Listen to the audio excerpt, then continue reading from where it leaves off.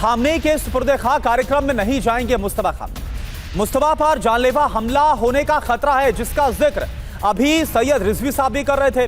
सुरक्षा एजेंसियों ने कार्यक्रम से दूर रहने की सलाह दी और मनीषा भी आपने सवाल पूछा भी था कि हर कोई नजर आ रहा है। बाकर कालिबाफ को हमने देखा किस तरह से वो रोते हुए नजर आ रहे हैं, लेकिन कहां पर है मुस्तफा खामनेई और रिजवी साहब? यही एक बड़ा सवाल है कि कार्यक्रम से दूर रहने की जो सलाह वो दी गई है, सुरक्षा कारण बताए गए, लेकिन एक और सवाल है कि 28 तारीख को जो हमला हुआ और उसके बाद यह कहा गया और यह सार्वजनिक हुआ कि बहुत बुरी तरह से गंभीर तौर पर घायल हो गए थे मुस्तफा खामनेई। अलग अलग तरह की जो अफवाहें वो भी निकल कर आई, उसके बाद आज तक उनको देखा नहीं गया और अब अपनी जो पिता है उनके अंतिम यात्रा के दौरान सुपुर्द खाक किया जाएगा, उस दौरान भी वो नजर नहीं आ रहे।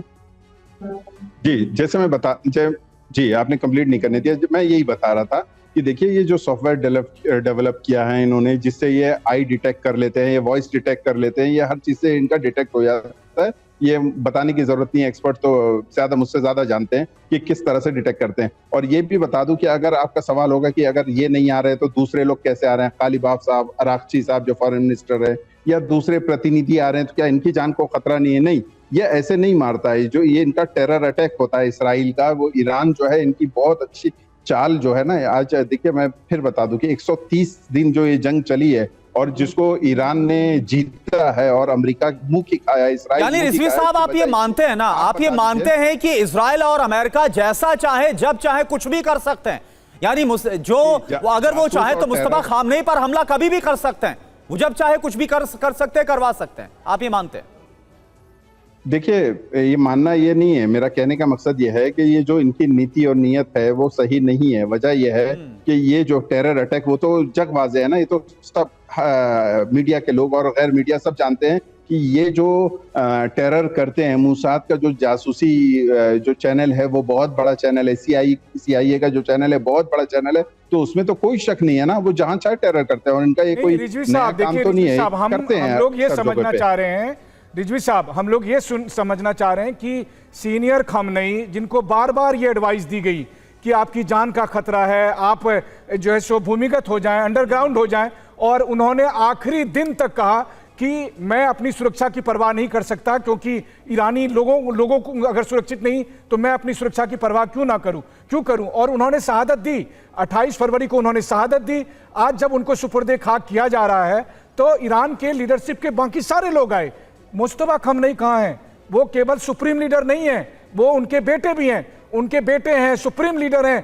आज ईरान के तमाम लोगों को भी ये मन में सवाल आएगा कि बाकी लोग अगर सामने आ सकते हैं तो वो क्यों नहीं आएंगे? और तब जब आप कहते हैं कि ईरान जंग जीत गया है, तो मुल्क आपका, जमीन आपकी, सुरक्षा एजेंसियां आपकी, तब भी आप इतने कॉन्फिडेंट नहीं है कि एक मिनट के लिए उनको दुनिया के सामने लाकर दिखा दें कि ये देखो, ये व्यक्ति, ये शख्स जो हमले में घायल हुआ था, वो अपने पिता को सुपुर्द खाक से पहले अंतिम विदाई देने आया है।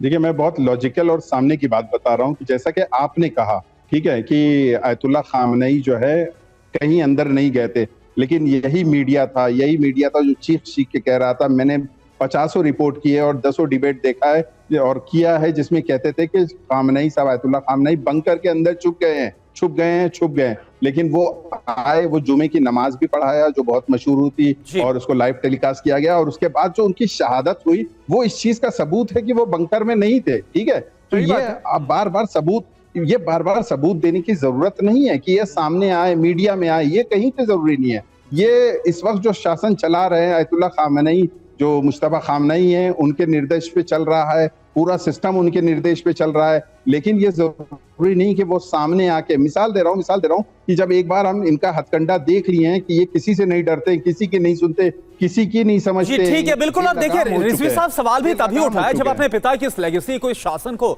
आगे मुस्तफा खामनेई बढ़ा रहे हैं, और जब वो पब्लिक अपीयरेंस देते थे बिना डरे निर्भीक होकर, तो फिर आखिरकार जो खामनेई है, जो मुस्तफा खामनेई है, जो अब मौजूदा सुप्रीम लीडर है, वो आखिरकार क्यों नजर नहीं आ रहे कहीं पर भी किसी भी कार्यक्रम में? और ये तो अंतिम यात्रा है जब सुपुर्द खाक उनके पिता को किया जा रहा है।